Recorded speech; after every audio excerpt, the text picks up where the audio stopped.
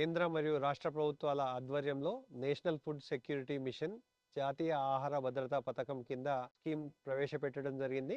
ముఖ్యంగా కొత్త వెరైటీలకు సంబంధించిన మినీ కిట్లను అందించడం కానీ, ఏదైనా పాపులర్గా ఉన్నటువంటి వెరైటీలను క్షేత్రస్థాయిలో రైతులకు అందించి వారి ద్వారా ఆర్థిక అభివృద్ధి పొందాలనే ఉద్దేశంతో ఈ పథకం చేపట్టడం జరిగింది.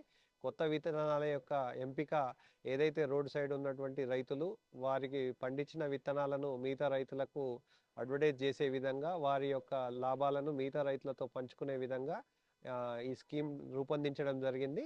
ఈ విత్తనాలను సబ్సిడీ పైన, అదేవిధంగా విత్తనం దశ నుంచి పంట కోత వరకు వాడేటువంటి పురుగు మందులను కానీ, తెగుళ్ళ మందులను కానీ సబ్సిడీ రూపంలో అందించి వారి కొత్త యొక్క పంట యొక్క విశ్లేషణను చేసుకొని మిగతా రైతులతో పంచుకునే విధంగా శిక్షణ కార్యక్రమాలను, అదేవిధంగా డెమాన్స్ట్రేషన్స్ను, కొత్త విత్తనాల యొక్క ఎంపికను ఈ నేషనల్ ఫుడ్ సెక్యూరిటీ మిషన్ ద్వారా ఎప్పటికప్పుడు రైతులకు చేరవేస్తూ కొత్త రకాలను రైతులతో ప్రోత్సహించే విధంగా వారికి ఇంట్రడక్షన్ చేయడానికి ఈ పథకం చేపట్టడం జరిగింది.